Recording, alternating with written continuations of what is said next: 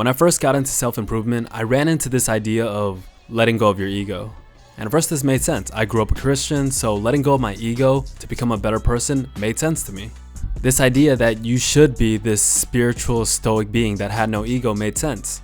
And this was around the time I started meditating more, being in nature, getting some sun, until I realized that was kind of gay. I'm just kidding, relax. Every successful person you know had to have some level of ego to get to that point.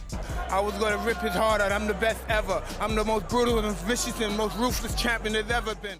Actually, one of my worst sparring sessions ever came from when I gave my opponent too much respect. The week before this session, I had one of my best sessions where I was landing every shot, I was controlling the pace, I couldn't be hurt by anything, and I saw everything coming. If you spar, you know what I'm talking about. But this week was different. One of the trainers saw that I was having a little bit too much fun in the ring.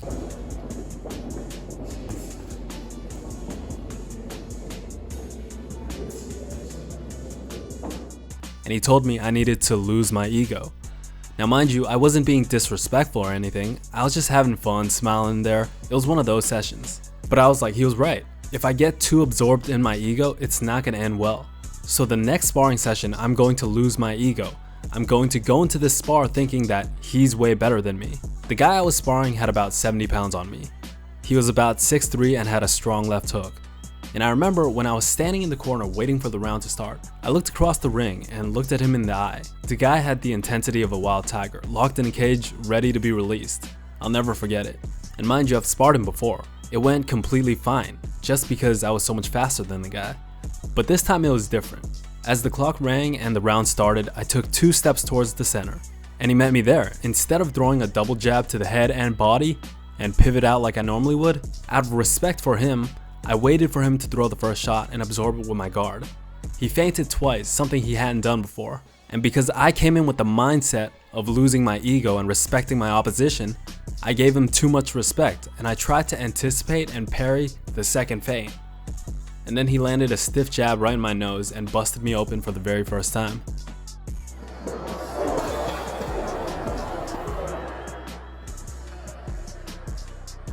It was pretty much downhill from there. I was fighting to maintain on the back foot, gassing out, disoriented, getting walked down, tagged over and over, blood all over my face. All of my best spars came from when I believed that I was better than the guy standing across from me. And this was when I was flowing in the zone, fastest, sharpest, and having the most fun. I've never felt that before and I don't plan on taking that approach ever again. Every time I step in the ring or do anything, I'm gonna believe that I'm the best. And at least on the path to success in terms of achieving your goals, I can't see how believing otherwise will be to your benefit. I just have to believe that I have the ability to be the best at whatever it is I'm doing. Being overconfident will always be better than being too insecure. Because if I'm wrong, which inevitably you will be, I'll always know that I did everything I can. If I'm not confident and I fail anyways, I'll know that I could have done more. I need to have an ego, and I need to believe that I'm the best. If I had to, let's say, fight Floyd Mayweather, he is undoubtedly a million times better than me, but if I had to fight him, then I gotta believe that I'm better than him, as ridiculous as that sounds, to give myself the best chance, even if it's just 1%. Is that overconfidence? 100%. Is that egotistical? 100%. Will that serve me better than if I believed otherwise? 1000%. I think you need that relentless aggression towards achieving your goals in life. It's a lot better than doubting yourself every step of the way. And the case study for this, when I thought about it, was my entire life. Whether it was taking a test that I wasn't ready for, asking a girl out, basketball games, job interviews, it didn't matter. I'm going to be the one applying pressure and I'm going to put my opposition on the back foot. The last interview I had, I remember going in with that mindset. I'm going to put him on the back foot and I'm going to apply pressure over this conversation. And I'm going to try to radiate confidence and intensity. My parents are from Asia, as I'm sure you can tell. They were real traditional. They immigrated to the US in the 80s. And they had the mindset of being quiet, not causing any trouble, don't piss anyone off, and do their own thing. And that really translated to me. And growing up, not just my family, but the entire world would be telling me to be humble, passive, don't be outspoken, stay in line, and anytime I showed otherwise, it would get a negative reaction. You know, anytime that I showed an ounce of confidence or swagger, even backbone, it would always elicit this weird reaction from friends, families, mentors, etc. And maybe because they expected me to be one way for so long. There's obviously times where you should be humbled so that you can learn and grow, but it's about knowing when to apply it. Let's go back to my earlier example. If Floyd Mayweather was teaching me something about boxing, I would shut up and listen, even though I don't like the guy. But if I had to fight Floyd Mayweather, then I'm going to believe that I'm better than him.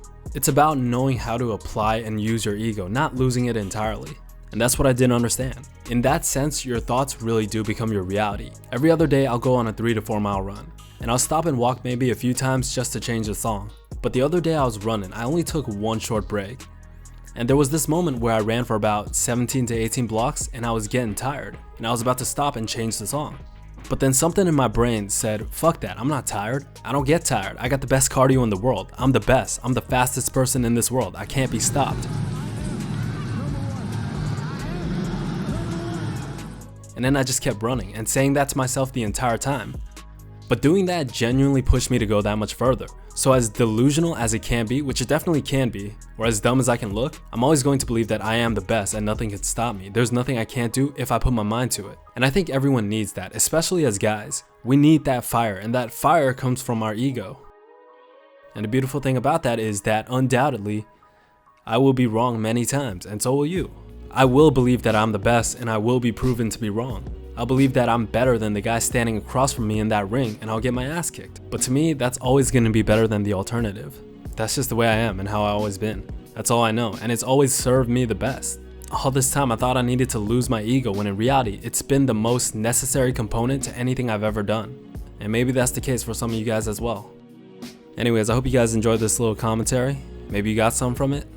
And yeah, if you guys liked the video, leave a like, comment, or sub. That said, make sure you guys stay true. Talk to you guys real soon. Peace.